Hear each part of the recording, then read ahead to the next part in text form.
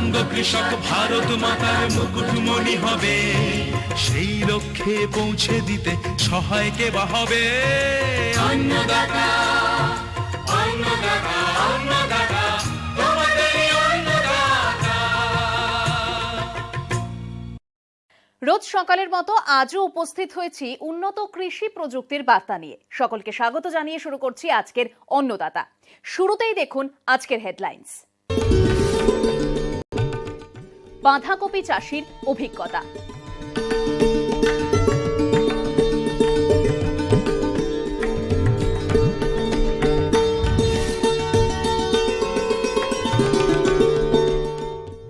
পাট চাষের উন্নত প্রযুক্তি।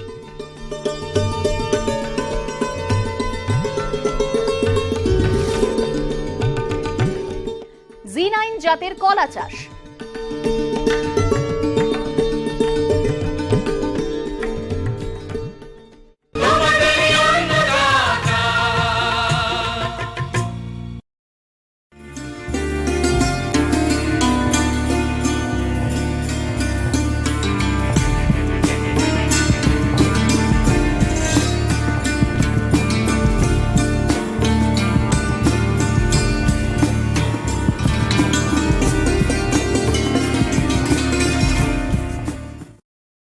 আজকাল সবজির প্রচলিত সময়কাল ধরে বেশিরভাগ কৃষক বন্ধু চাষ করেন না, কারণ তারা বুঝেছেন অসময়ে বা একটু আগে ফসল তুললে লাভ ভালো পাওয়া যায়। উত্তর 24 পরগনা জেলার হাবড়া 1 নম্বর ব্লকের রাজবল্লভপুর গ্রামের প্রগতিশীল কৃষক রবীন চন্দ্র দাস, তিনি এই গরমের সময় 1 বিঘা জমিতে বাঁধাকপি চাষ করেছেন। এই সবজিটির চাষে কৃষক বন্ধু তার অভিজ্ঞতার কথা জানালেন। 12 মাসই কপির চাষ করে থাকি, শীতকালেও করে থাকি, গরমকালেও করে থাকি। এই দেখছেন আমরা গরমকালে যে এই কপিটা কাটা চলছে, এইটা চৈত্র মাসের 5-7 তারিখে লাগানো, জ্যৈষ্ঠ মাসের মধ্যে এটা কেটে শেষ হয়ে যাবে। গরম সহ্য করে সেরকম জাত, বিভিন্ন জাত এসছে। তার মধ্যে আমরা এই যেটা দেখছেন এটা হচ্ছে রেয়ার বল, এরকম বিভিন্ন জাত, সুপার ছামার আছে। শীতকালের জাতটা একটু আলাদা হয়। আর আমরা গরমকালে কেন কপির চাষটা করি, কারণ শীতকালে সবাই চাষ করে, সেক্ষেত্রে দামটা একদম তলানিতে এসে যায়, দাম পাই না। সেই জন্য আমরা গরমকালে কপিটা করি, গরমকালে একটু দামটা ভালো পাই, মার্কেটে যোগানটা কম থাকে, ফলে দামটা আমরা একটু বেশি পাই। খরচটা যেমন বেশি হয় তেমনি দামটাও বেশি হয়, ফলে আমাদের গরমকালে চাষ করলে পুষিয়ে যায়। প্রথমেই বীজতলাটা ভালোভাবে মাটিটা খুব ঝুড়োভাবে করে নিই, তারপর দানাটা ছড়িয়ে দিয়ে হালকাভাবে হাত ঘষিয়ে নিয়ে বিচুলি চাপা দিই। গরমকালে ওই বিচুলির উপর দিয়ে জল দিয়ে ভিজাতে হয়, কারণ হয়তো দ্রুত জোটা শেষ হয়ে যায়। শীতকালে যখন মাত্র 3 দিনে চারাটা দেখা যায়, গরমকালে সেক্ষেত্রে 5 থেকে 6 দিন লেগে যায়। চারার বিচুলি আমরা সরিয়ে দিয়ে একদিন একটু ঝাঁঝরি করে জল দিই, তার পরের দিনই ভরপুর খোলা মেশিনের জল দিয়ে ডুবিয়ে সেচ দিয়ে জলটা বের করে দিই। এখানে 1 মাস 5 দিন 7 দিনের চারাটা লাগালে ভালো হয়, কারণ চারাটা একটু শক্ত করতে হয়, কারণ রোদের প্রচণ্ড টেম্পারেচার, যাতে এই টেম্পারেচারটা সহ্য করতে পারে। বীজতলাতে ছত্রাকনাশক স্প্রে করি, বীজতলাটাই 2 বার আগাছা নিংড়াতে হয়। আমরা শীতকালে যে পরিমাণ সার দিই তার থেকে একটু সারের পরিমাণটা বেশি লাগে। শীতকালে আমরা যদি বিঘা প্রতি 20 কেজি 10-26 বার দানা সার দিয়ে থাকি, সেক্ষেত্রে আমরা এই গরমকালে 30 কেজি দিতে হবে। শীতকালে আমরা যেখানে 1 বিঘা জমিতে 8000 চারা লাগাই, গরমকালে সেক্ষেত্রে আমাদের 6000-এর মধ্যে রাখতে হয়। এটা 65 থেকে 70 দিনের মধ্যে মালটা ওটা শুরু হয়ে যায়। যদি 1-2 বৃষ্টি খায় তাহলে 70 দিনে হয়, আর যদি একটানা গরম চলতে থাকে সেক্ষেত্রে আবার 90 দিন লেগে যায়। দেখুন, শীতকালে আমরা যে কপির চাষটা করে থাকি তাতে সাধারণত একটা আধটা স্প্রে করলেও চলে, না করলেও চলে। এই সময় যেটা পোকার উপদ্রবটা অত্যাধিক বেশি, ফলে সপ্তাহে 1 দিন আমরা এডিও বা কৃষি দপ্তরের পরামর্শ অনুযায়ী যে সমস্ত কীটনাশক আমাদের নির্ধারণ করে দেন সেইগুলো আমরা ব্যবহার করে থাকি। আর ছত্রাকনাশকটাও একটু ব্যবহার করতে হয় বেশি, কারণ গরমে পচন রোগটা আসে। সতর্ক দৃষ্টি রাখতে হবে, পচা ব্লাস্ট আসার সাথে সাথেই আমাদের ছত্রাকনাশক ব্যবহার করতে হবে। কৃষি আধিকারিকরা আছেন, এখন বিভিন্নভাবে হেল্প করেন, তারা যে সাজেশনটা দেয় সেই মতো আমরা ছত্রাকনাশক ব্যবহার করি। প্রয়োজনটা ধারাবাহিক দেখতে হবে, পোকাটা মনে হবে উপর থেকে কপিটা ভালো আছে কিন্তু ভিতরে পোকা লুকিয়ে আছে। সেক্ষেত্রে সতর্ক দৃষ্টি রাখতে হয় যাতে পোকা না আসে এবং পোকা আসার আগেই আমাদের পোকাটাকে প্রতিরোধ করার জন্যে আমরা নিম তেলটাকে এখন বেশি করে তেলের সঙ্গে ব্যবহার করছি, কারণ যাতে প্রতিরোধ ক্ষমতাটা বেড়ে যায় গাছের। আমাদের যেমন জমিতে প্রচুর পরিমাণে খোল এবং জৈব সার ব্যবহার করতে হয় যাতে জল ধারণ ক্ষমতাটা জমিতে বাড়িয়ে দিতে হয়। প্রচণ্ড তাপে যাতে গাছটা ঝিমিয়ে না পড়ে সেক্ষেত্রে আমাদের 6 দিন 7 দিনের মাথায় জল দিয়ে জমিটাকে জো করে রাখতে হয়। 1 বিঘা জমিতে যদি 6000 চারা লাগাতে পারি তাহলে আমরা আশা করব 5500 চারা যে কপি রেডি করার জন্য, সেই মতোই আমরা প্রস্তুতিটা নিই। আর 500 চারা পচে বা পোকায় নষ্ট করে বিভিন্নভাবে নষ্ট হয়ে যায়। জমি আমরা শীতকালীন যেভাবে জমি সাইজ করি এখানেও সেই একই পদ্ধতিতে জমি সাইজ করি, কারণ জমি মাটিটা একটু ভালো করে তৈরি করে নিতে হয়, কারণ বারবার যেহেতু সেচ দিতে হয় সেহেতু মাটিটা বারবার পিলিতে নেমে আসে। ফলে শীতকালে আমরা যেখানে 2বার পিলি দিলে হয়ে যায়, গরমকালে সেখানে হয়তো 4বারও পিলি দিতে হতে পারে। এগুলো উঁচু জমি, কারণ নিচু জমিতে সম্ভব না, যে কোনো মুহূর্তে বৃষ্টি এসে যেতে পারে, জল জমে যেতে পারে। শীতকালে যদি 1 বিঘে জমি কপি করতে হয় মাত্র 10 থেকে 12 হাজার টাকা খরচা হয়ে যায়, তার মধ্যেই কপি রেডি হয়ে যায়। শীতকালে একটা কপি 12 থেকে 1800 গ্রাম ওজন আসে, কিন্তু গরমকালে যদি আমরা ভালো ঠিকঠাক মতো করতে পারি সেক্ষেত্রে একটা কপি 800 থেকে 1 কেজির মধ্যেই থাকে। বাজারে গেলে 5 টাকা 6 টাকা বাজার পাই, কিন্তু গরমকালে আমরা এইটা নিম্ন বাজার 12 থেকে 18-20 টাকার মধ্যে পাই। এবছর একটু বাজারটা ডাউন আছে, কিন্তু 12 টাকার নিচে না, 12 টাকা 13 টাকা 14 টাকা বিক্রি আছে। গরমকালে 1 বিঘে জমি কপি করতে যদি বিশেষ কোনো প্রবলেম না দেখা দেয় তাহলে 16 থেকে 18 হাজার টাকা খরচ আছে, যেটা আমরা এই 12 টাকা হারেও যদি বিক্রি করতে পারি এই 1 বিঘা জমি 40,000 টাকা বিক্রি হবে। ফলে এই সময় লাভটা একটু বেশি হয়, খরচটা যেমন একটু বেশি হয় লাভটাও একটু বেশি হয়। আমরা পার্শ্ববর্তী যে সমস্ত বাজার আছে, বাগজোলা, বাবুরহাট, চাতরা, গোবরডাঙ্গা, এই হাবড়া, এই সমস্ত এলাকায় বেঁচে থাকি। এখন একটু বিরতির পর থাকছে পাট চাষের উন্নত প্রযুক্তি।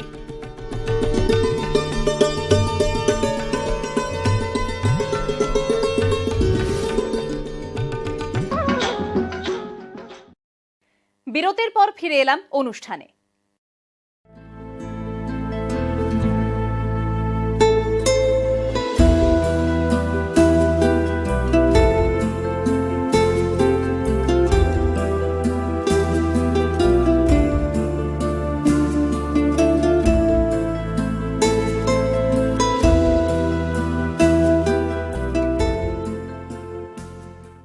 আমাদের রাজ্যের একটি প্রধান অর্থকরী ফসল হলো পাট। এই তন্তু ফসলটির ভালো ফলন পেতে হলে প্রথমেই এর উন্নত জাতগুলোকে বেছে নিতে হবে, তারপরে চাষের ক্ষেত্রে সঠিক প্রযুক্তি মেনে চলতে হবে।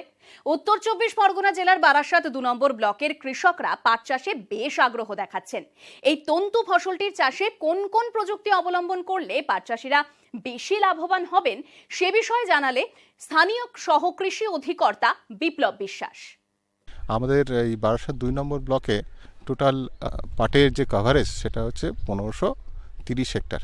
এর মধ্যে কেবলমাত্র পুটুরিয়া মৌজাতেই প্রায় 200 হেক্টর মতো লাইন সোয়িং মানে সারিতে পাট বোনা হয়েছে।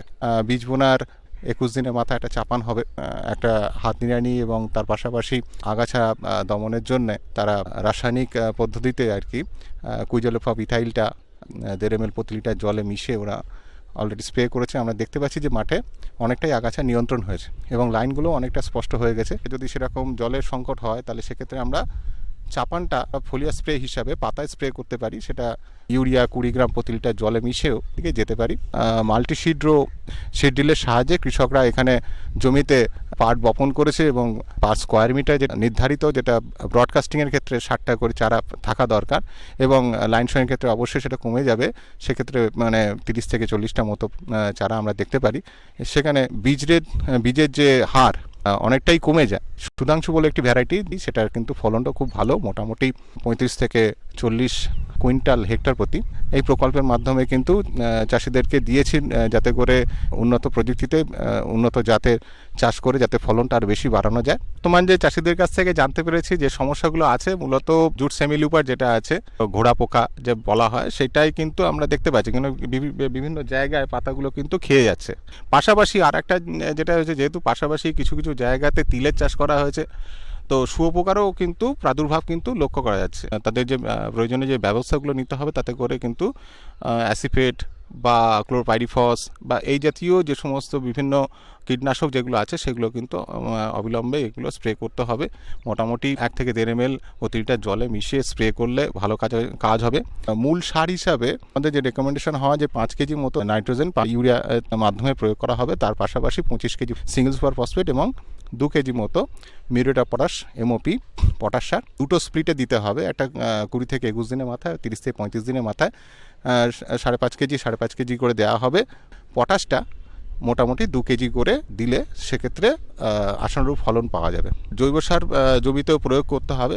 মোটামুটি হেক্টর প্রতি 5 থেকে 6 টন ছড়িয়ে বীজ বোনার থেকে কিন্তু লাইনে সারিতে বীজ বললে কিন্তু পাটের ফলন কিন্তু অনেকটা বেশি পাওয়া যায়। এবং অন্তর্বর্তী পরিচর্যা যেগুলো আছে, আগাছা নিড়ানি বা কীটনাশক প্রয়োগ, অনুখাদ্য স্প্রে করা, বিভিন্ন অন্তর্বর্তী পরিচর্যা কিন্তু সঠিকভাবে কিন্তু করা যায়। এবং এতে কিন্তু যেহেতু সূর্যালোক প্রতিটা লাইনে কিন্তু পাটগুলি সমানভাবে পায় এবং খাদ্য জল সমানভাবে পাওয়ার ফলে কিন্তু গাছের গ্রোথটা, গাছের বৃদ্ধিটা বেশি হয়। গাছের বৃদ্ধি হওয়ার ফলেই পাটের লেন্থটা যেহেতু বেশি বাড়ে, ফলে কিন্তু পাটের ফলনও কিন্তু অনেকটাই বেশি বাড়ে। দেখা যাচ্ছে 3.5 থেকে 4 কুইন্টাল মোটামুটি বিঘা প্রতি কিন্তু পাটের ফলন আসছে। নর্মালি যেটা দেখা যায় 1 কেজি মতো বীজ লাগে, এখানে কিন্তু লাইন সোয়িংয়ের ক্ষেত্রে বীজের কিন্তু হারটা অনেক কমে গেছে।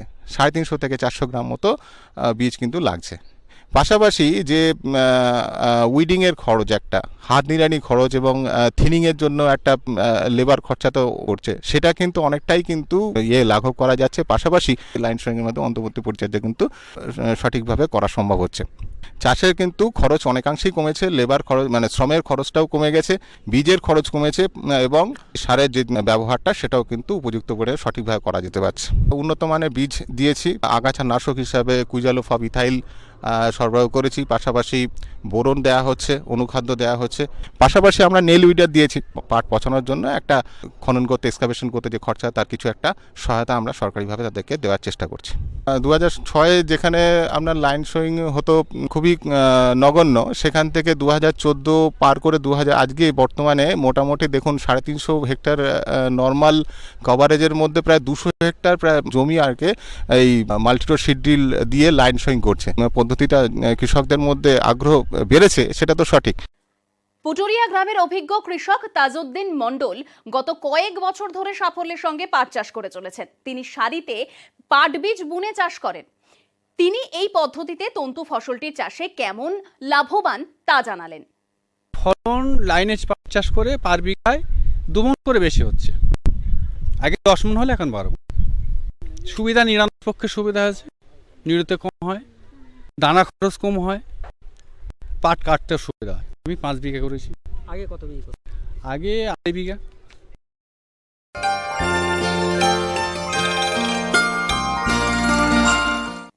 এবারে দেখুন অন্নদাতা হেল্পলাইন। দর্শকেরা আমাদের কাছে বিভিন্নভাবে যে প্রশ্ন করে থাকেন, তার উত্তর নিয়েই সাজানো হলো অন্নদাতা হেল্পলাইন। বর্ধমান জেলার দুর্গাপুর থেকে ফোন করেছেন অশোক কুমার দাস। তিনি গোলাপের ডগা শুকানো সমস্যার কথা জানিয়েছেন এবং এর প্রতিকার সম্পর্কে জানতে চেয়েছেন। গোলাপের এই রোগটি চাষিদের কাছে এবং শখে যারা গোলাপ চাষ করেন তাদের সকলের কাছেই একটি প্রধান সমস্যা হিসাবে দেখা দেয়। গোলাপ একটি বহু বর্ষজীবী ফুল। ভালো ফুল পাওয়ার জন্য গোলাপের ডাল ছাঁটাই করতে হয়, কারণ ডাল ছাঁটাই করলে বেশি করে ডালপালা গজায়, বেশি ফুল ধরে। আর এই ডাল ছাঁটাইয়ের সময় হয় যত বিপত্তি। এই ডাল ছাঁটাইয়ের পরে কাটা অংশ দিয়ে ছত্রাকের সংক্রমণ হয়ে থাকে। তখন এই অংশ কালচে বাদামি রঙের হয়ে যায় এবং ক্রমশ ডগার দিকটা শুকোতে থাকে। তাছাড়া রোগগ্রস্ত গাছের ডাল ছাঁটাইয়ের পরে যদি সুস্থ গাছের ডাল ছাঁটাই করা হয় ওই একই সিকেটিয়ার ব্যবহার করে এবং সিকেটিয়ার শোধন না করে, তাহলে রোগটি সুস্থ গাছে সংক্রমণের সম্ভাবনা থাকে। তাই ডাল ছাঁটাইয়ের পরে যা করণীয় তা হলো কাটা অংশে ছত্রাকনাশকের প্রলেপ দেওয়া। তামাকঘটিত ছত্রাকনাশক কপার অক্সিক্লোরাইড কয়েক ফোঁটা জলে দিয়ে পেস্টের মতো করে নিতে হবে এবং ডাল ছাঁটাইয়ের পরে কাণ্ডের কাটা অংশে এই পেস্ট লাগিয়ে দিতে হবে। গোলাপ গাছের কোনো ডালে যদি ডগা শুকানো রোগ দেখা যায় তাহলে যতদূর পর্যন্ত শুকিয়ে গিয়েছে ততদূর অবধি কেটে ফেলতে হবে এবং তা গোলাপ জমির বাইরে কোথাও নিয়ে গিয়ে পুড়িয়ে ফেলতে হবে। তারপরে কাটা অংশে ছত্রাকনাশকের প্রলেপ দিতে হবে। রোগাক্রান্ত গাছে 2 গ্রাম ক্লোরোথ্যানোনিল বা 2.5 গ্রাম ম্যানকোজেব স্প্রে করলেও রোগের বিস্তার ঠেকানো যায়। সেই সঙ্গে চাহিদা অনুযায়ী পর্যাপ্ত পরিমাণে গাছকে খাদ্যের যোগান দিতে হবে। এখন আবার বিরতির পর থাকছে Z9 জাতের কলা চাষ।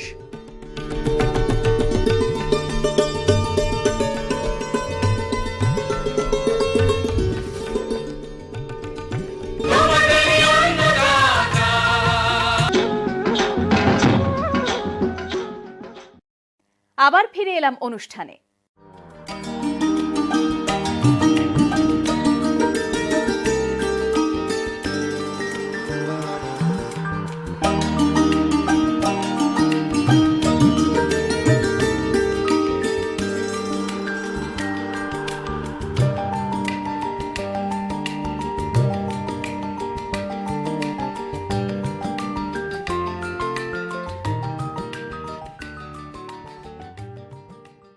আমাদের রাজ্যে এখন অনেক ফল চাষী বেশি লাভের লক্ষ্যে টিস্যু কালচার পদ্ধতিতে তৈরি করা Z9 জাতের কলা চাষ করছেন। এর বেশি ফলন পেতে হলে অবশ্যই উন্নত পরিচর্যা করা দরকার। নদিয়া জেলার কৃষ্ণনগর 2 নম্বর ব্লকের ধুবুলিয়ার প্রগতিশীল কৃষক নকুল মজুমদার তিনি উদ্যান পালন দপ্তরের পরামর্শে 1 বিঘা জমিতে এই কলার চাষ করেছেন। তিনি জানালেন তার Z9 জাতের কলা চাষের অভিজ্ঞতা। আমি বিভিন্নভাবে চাষ করি, সবজি, পেঁপে, কলা, শসা, উচ্ছে, বেগুন, টমেটো বা এই ধরনের আমি বিভিন্ন চাষ করি।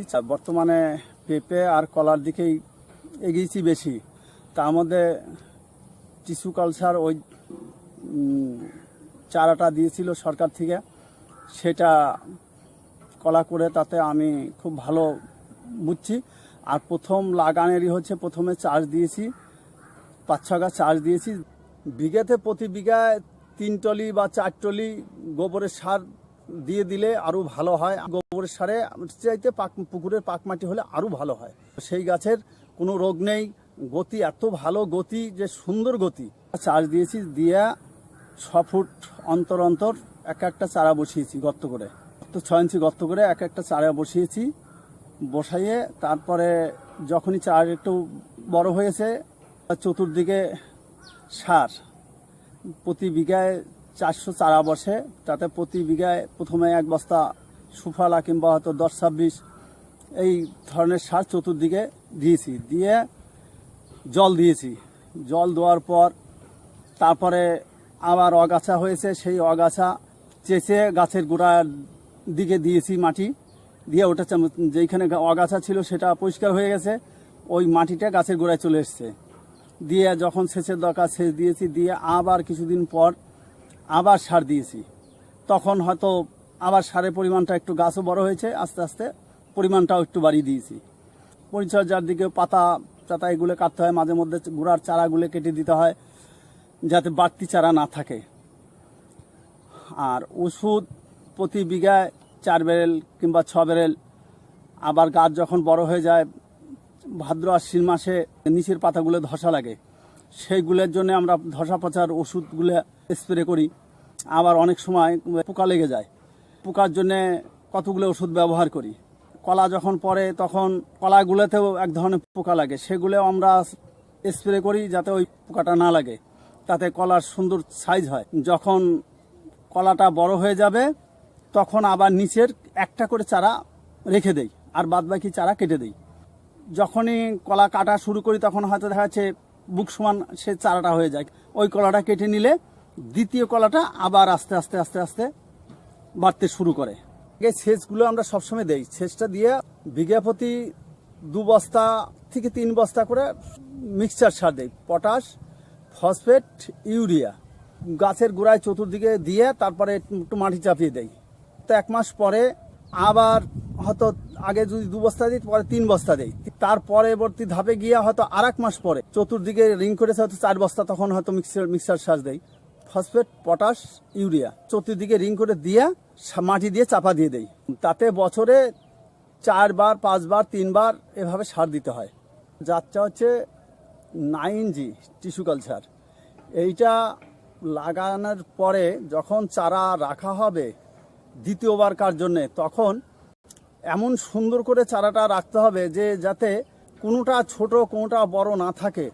আর আগে পিছিয়ে থাকলে যেটা আগে হয়ে যাবে, পরে যেটা ছোট চারা থাকবে সেটা কোনোদিনও সবল হয় না, সেটা দুর্বলতা থেকে যায়, সরু গাছ হবে, কলার সাইজ ভালো হবে না। এই জন্যে চারা যখন রাখা হবে জমিতে এমন সুন্দর করে রাখতে হবে যে যেন প্রত্যেকটা চারার সাইজ একই মাপে থাকে। প্রথম বছর আমাদের কলাতে ওই 10 থেকে 15,000 টাকার মধ্যে খরচা হয়। সেইখানে হয়তো দেখা যাচ্ছে 150-200 টাকা গড়ান একটা কান্দি বিক্রি হয়। 100 টাকা করেও যদি বিক্রি হয় তাহলে 40,000 টাকা হয় প্রতি বিঘায়। আর যদি 150 টাকা গড়ান বিক্রি হয় তাহলে 60,000 টাকা বিঘায় বিক্রি নামে। আর প্রথম বছর খরচার ভাগটা বেশি আসে, দ্বিতীয় বছর যে খরচার ভাগটা কম আসে, কলাটা বড় হয় বা সেই কলা বেশি দামে বিক্রি হয়, আর বাজারটাও অগ্রিম পাওয়া যায়, তাতে খরচার ভাগটা অনেক কম হয়, তাতে লাভের অংশটা দ্বিতীয় কাঠে ভালো আসে। যতটা সার পরিমাণ দেব সেইভাবে পরিমাণ মতন যদি অনুখাদ্য দেই তাহলে সেইভাবে বিঘা হয়তো 2 কেজি বা 3 কেজি 1 কেজি বা 4 কেজি যখন যেরকম সার দেবো সেই রকম পরিমাণের অনুখাদ্য এর সঙ্গে মিশ্রিত করে দেওয়া হয়। এই অনুষ্ঠানটি আপনাদের কেমন লাগছে? আপনারা আর কি কি দেখতে চান অন্নদাতা অনুষ্ঠানে? জানিয়ে চিঠি লিখুন। আমাদের ঠিকানা Annadata, news 18 Bangla, Godrej water side, tower 1, Salt Lake, sector 5, Kolkata 91। অনুষ্ঠানটি আজকের মতো এখানেই শেষ করছি। আবার দেখা হবে কাল সকালে। নমস্কার।